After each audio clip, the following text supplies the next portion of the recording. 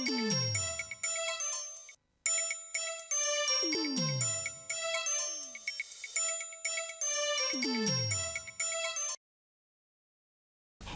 this? Bird's eye choosing their peas even smaller now? I keep a knocking, but I can't get in. No, I ain't Grunt. I think Grunt is Grunt is that. Now we're even smaller, even sweeter to eat. I keep a knocking, but I just can't win. Sweet and fresh, perfect and frozen, and less than 2.5 hours. You mean that's all? Yes, and first I only want you if they tender, small and sweet. I know at the moment when the pot wet. Bird's eye peas.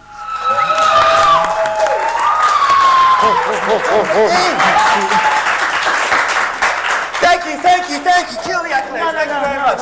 And welcome to Squeal this evening. Now you might think, hang on, that lesbian's got a bit hairy on the chin. Well, I am in fact not insecure enough. I am Remy Scholten, and I am your special host for this evening because we have all-male Squeal. Oh, shit. As you can tell from the panel, we have thought about calling it Grunt. In fact, speaking of the panel, who have we got today? We'll start over on this side with the lovely Luke Gallagher. How are you tonight? I'm very well. He's lovely. Remy, I'm very lovely, thank you, Ian. Lovely and excited. And of course, on my left, I don't know if that's your right or my left, but anyway, this way is the lovely Tony Sullivan. I was about to call you Toby. You know, I like Tony Sullivan. That's really good. Here's the Lost Sullivan sound. Yeah, that's right. Where's Dave and Grace when you need them? It's Tony Sullivan and Ricky Scholten. Yeah! Never again. See, I usually just call him Festy. Anyway, moving on. Of course, the lovely Ian Merton on the end. And isn't Ian Merton always on the end? I'm on the edge at the moment. On the edge, oh, fantastic. How good is it not to have chicks around? Yeah, we can talk about guy stuff. I really wanted to bring in like raw meat and and fake breast apron. And all that sort of stuff. I came that close to bringing in a copy of Ralph magazine. Well, I have to actually cut in at that point in stage and say that underneath this table, we're all naked. It's true. Actually, I did bring in something very blokey, if I can mention that. Yeah, who cares about news? Let's go blokey. I just want to get the blokey thing out of the way because we're all blokes, and so I thought it was important to get some bloke media stuff. Now, I don't know about you guys, but when I'm down at the newsagents, it's always a terrible strain when you've got to buy your car magazine. Right, and then you've got to go back a couple of minutes later and get your soft porn. Yeah, absolutely. Right, that's always very irritated. But fellas, your problem is solved because the good people at Muscle and Lace now provide a special package where for $6.95 you get 2-in-1. Plus $7, you get your raw street performers, all right, over here. And a bonus pack of Australian Rages featuring sex-hungry babes this week. It's a sweatshop inside. I paid no attention to that, right? But check out, now listen, I don't know, I haven't been exposed to these things before, but this is what's inside Raw Power Street Performers. All these naked chicks straight. And you can see here, they've provided for the car enthusiast a lovely picture of the door seal. Okay, just if you're wondering what the latest VM Commodore door seal looks like, it's that. Well, I think it's actually representing that the door seal is used, well, what they used to make it is the same stuff that's inside those breasts. Could be. I thought it was like, do you have problems with your car that leaky door seals mean that fake breasts keep leaking into your car when you're driving? Sort of speaks volumes, And just finally, one little, bon mot. This car is described as one of Shepparton's finest. Shepparton's. So there you are, fellas. No worries. Pass it down. Yeah, absolutely. What's her name? Ford Muscle called Debbie. You haven't seen two of those before. Have you ever seen one of those before? Not that way. We won't share that with you anyway. But let's We'll leave that talk. for the girls next week. Let's talk news for a second. Absolute news. Let's talk old senators. Let's talk about GST. Goodbye, sinister tax. Fantastic. So Brian Harrington, what was it he said? He said, I cannot do this to my children, my children's children, and their children. And their children's He's children. presuming a lot. I think so. What's amused me, actually, as well as the whole, thing of, John Howard looking across the chamber going, like everybody waiting outside, his reaction to this. I was reading The Weekend Australian, and I suspect that The Weekend Australian may have a pro-GST agenda. Right? There was just one quote in one of the comments that tipped me off to this. They said, this debacle demonstrates that the Senate has to be confronted for what it is, a blight on good government, and a grave threat to Australia's future prosperity. That's So there you Did go. you mention The only thing that gets in the way of good government, it's Parliament. Forget it. Get rid of them, we're fine. Lose elections. Absolutely. In fact, yeah, I reckon just pick a government that, for example, I agree with, and let them go. I think we should all actually follow the example of the lady in the suburbs who was reported in some newspaper this week, and I don't have it here. I do. You do? Somewhere. The woman who wouldn't vote. There she is. No, there she is. Lock me up, pleads mum. She refused to vote. So basically, she didn't vote last election, and they said, okay, you are going to be fined $90, and she said, I'm not doing it. Yeah, absolutely. I'm not doing it because Forget it. her words are, I believe it is high time our politicians worked for our vote and earned it in an honest way. In other words, if people aren't going to work for my vote, I'm not going to vote. I'm interested in the comment in an honest way. That kind of runs contrary to the whole idea of politics, doesn't it? That's not going to work. The funny thing, though, is she actually went into, like, into the police station and said, like, lock me up this weekend because it's convenient.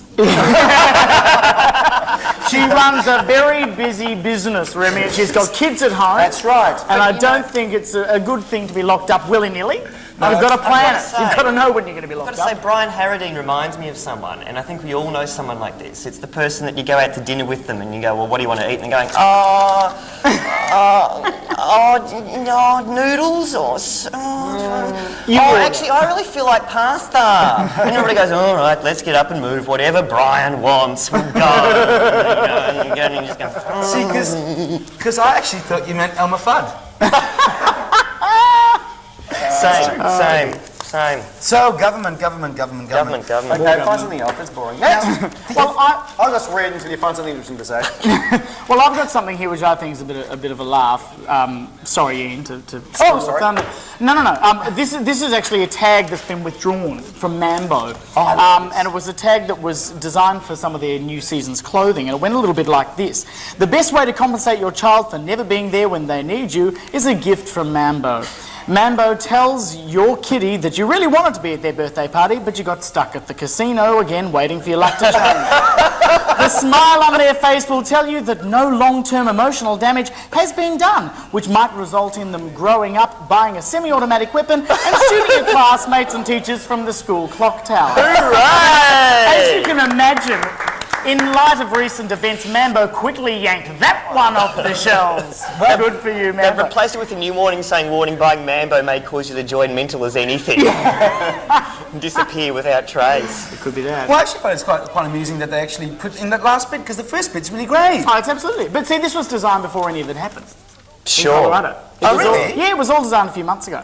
But see, that's so- bullshit. You can't hide a shotgun and a pair of board shorts. That's completely false. But you like can to have take their issue bright, with it. leery jumpers. I'm sure I've seen something the size of a shotgun.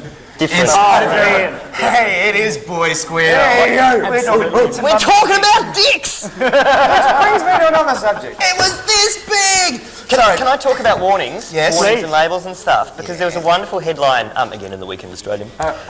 You're a weekend Australian. I so am. Aren't you? you say that out So loud. am. No, you're sort. The headline was SO sues everyone else. Because at the moment, SO's of course being sued for not noticing that the Longford gas plant was about to blow up. Oh, of course. Right? Was that us? And so SO's turned around and they're actually suing literally everybody else. They're suing the Victorian government for not warning gas consumers that their supply could blow up at any moment.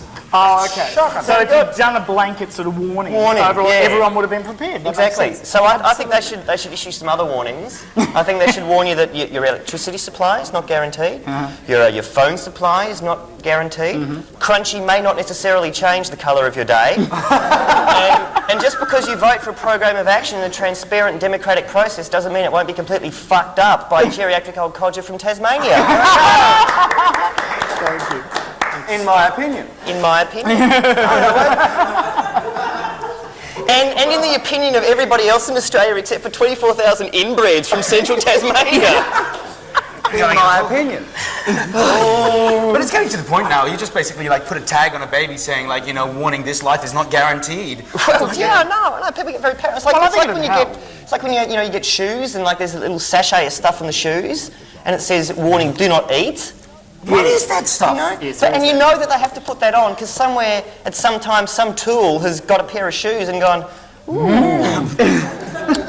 Crunchy. and eaten it and like died, and they're going, oh well, you didn't tell us not to eat it. There's actually one of those forwarding on internet emails at the moment that's going around telling you all of these crazy, wacky instructions that have been added to lots of different products. Right. Things like, warning, this is. I can't even think of any offhand. Of course, that's going to be super funny. But some of the Warning, do not embark on a joke on television. Warning, look out, he doesn't know what he's doing. I'm sorry! No, there was some crazy stuff like things like, not to be eaten before it's heated up on a frozen pie. And things like this. But this is a true story. I had a friend of mine put one of those cereal-y things in the oven. Yeah. And came back and kept on asking, he's such a guts as well. But he kept asking, like, is it cooked yet? Is it cooked yet? Is it cooked yet? We said, well, look at it. He said, what do you mean? I said, well, look, what did it say? How long are you supposed to heat it for? Find the lid. He said, where's the lid? It's on the thing. And he said, this is true. He said, but it doesn't say to take it off. It says if you're going to thaw it. I said, something between frozen and cooked is thawed, idiots. I mean, Jesus. Now, see, I want to meet this friend of yours because this guy is the guy who's responsible, the idiot who is responsible for them now putting instructions on tea bags. Yes. Oh, what? There's some tea bags you get, there's like, take out, put in hot water, down, and leave. They're the ones that say stand for 10 minutes in boiling water. And his feet. Don't you just want to do that? Don't you just want to make a product and put instructions on it saying, step 1, get completely naked. Step 2, announce to your neighbours you are Jesus, Step 3, heat the beans. Fantastic. Speaking of babies and embryos, as I was before, clones. And the clones. Tasmanian tigers. Huh? They found that the little fetus of a Tasmanian tiger in the museum, and it's like because it was very tiny. Oh god, this is man squeal shit. But because it was preserved in alcohol, the DNA is still together. So they said we should be able to extract the DNA and put the Tasmanian tiger back into the non-extinct list. But of course, and it will within be 50 pissed. years. Been in alcohol for how many years? Anyway, go. And then they said, within 50 years, everyone can have one as a house pet. Oh. Reintroducing it into nature where it came from. No. Every time it'll be the first on the block to have one. Well, we're coming to the end of the first section of Squeal. Do stick around because we're going to sort out our DNA, and with us after the break we're going to have DJ Sean King, which you've probably heard his sounds around the Peel, etc. So stick around. Rock and roll comes to Squeal. Rock and roll comes to Squeal now. Boy Squeal. Is he going to do this? Anyway, to go out, I think we should all do this. Go boys! Go boys!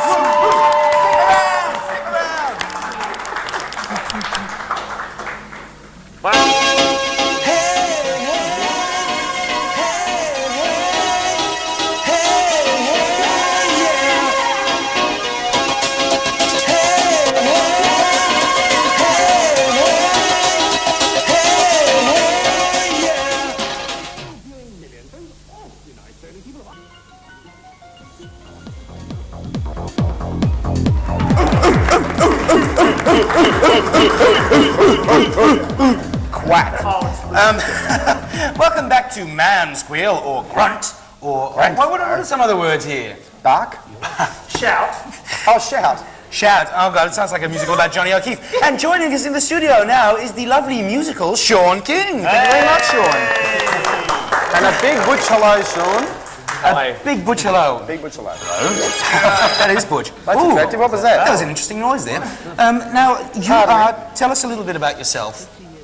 What would you like to know? Where would we start? Well, DJing. DJing? That's a game show of you, Remy. Wasn't it?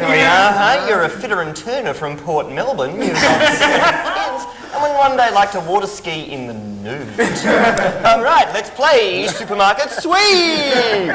You're actually really right. And if there's any TV producers out there who have a dance about please me. I know. But He's anyway, like Larry Ender, only alive. right.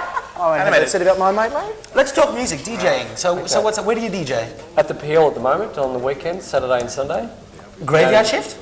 right through from 11 till 7. I'd just like to say Sunday's my favourite night in the Peel. Thanks very much. Because DJing, of course, DJing is currently the coolest job in the world that you can have. It used to be rock star, but now they're all dinosaurs, and so all of your Fat Boy Slims and your Armand Van Heldens. I'm just proving how young and cool I am. They're officially the coolest people on the planet. So you have the coolest job on the planet at the moment.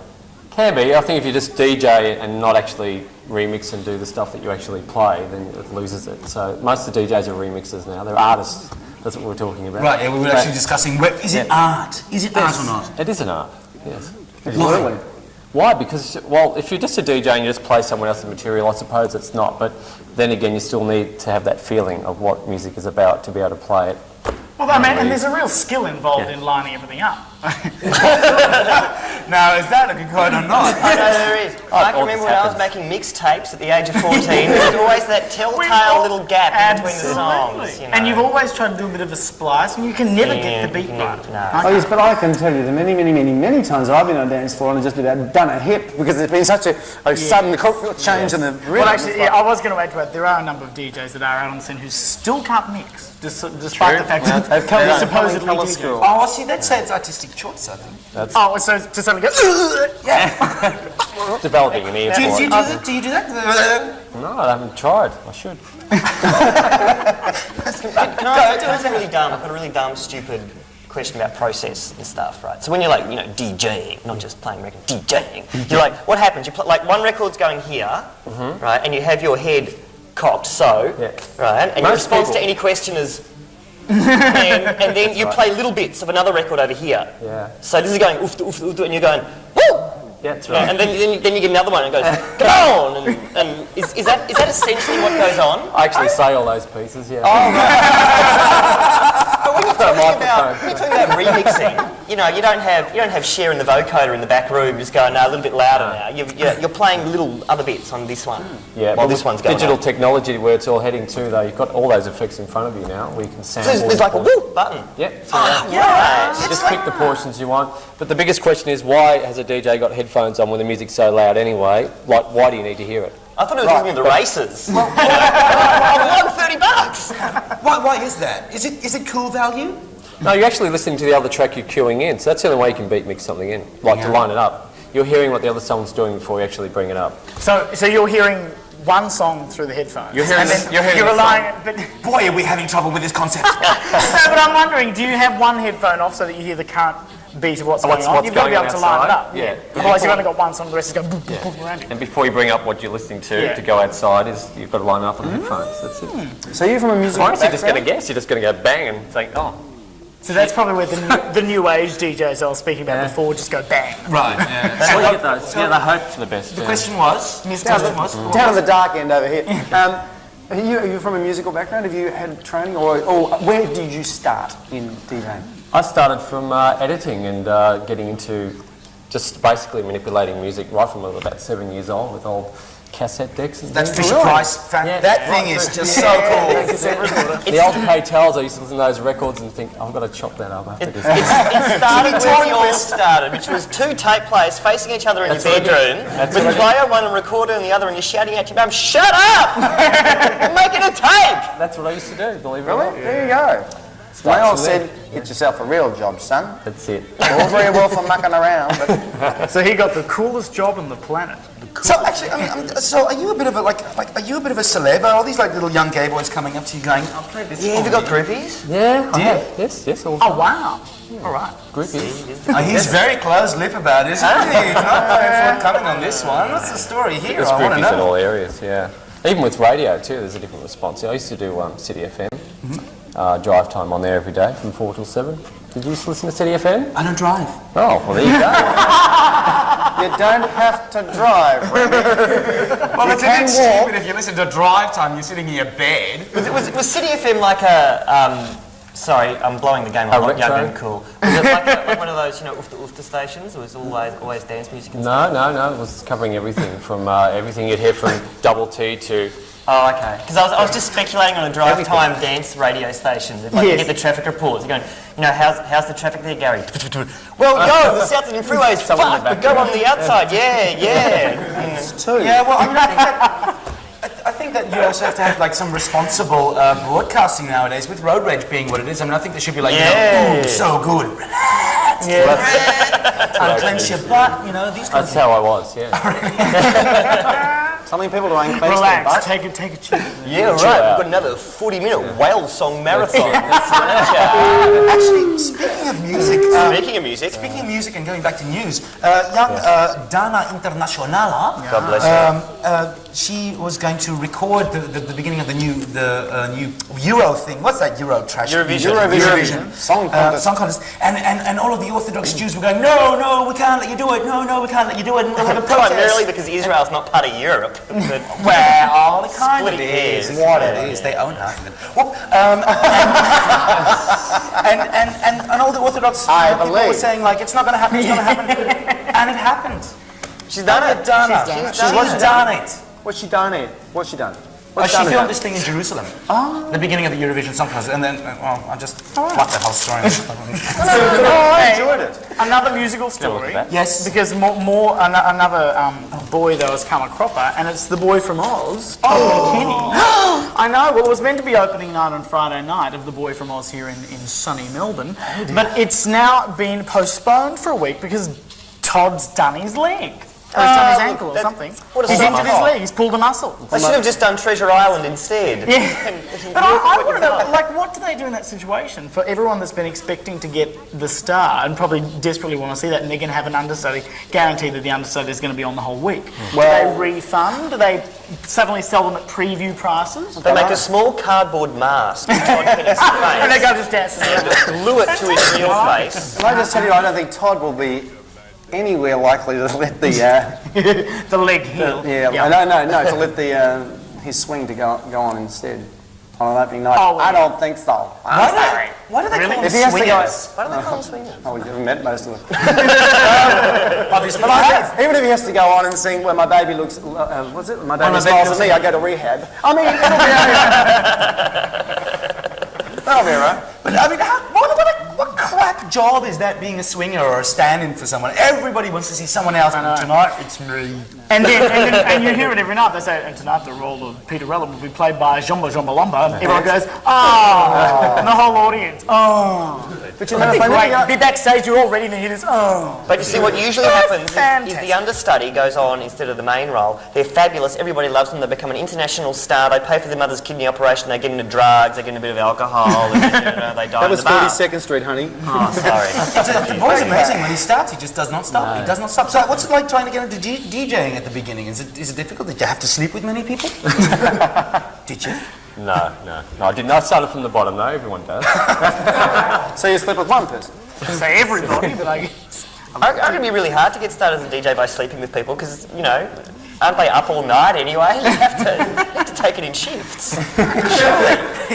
Recovery is basically. It's a daytime job. Let's play Ian's Hollywood game.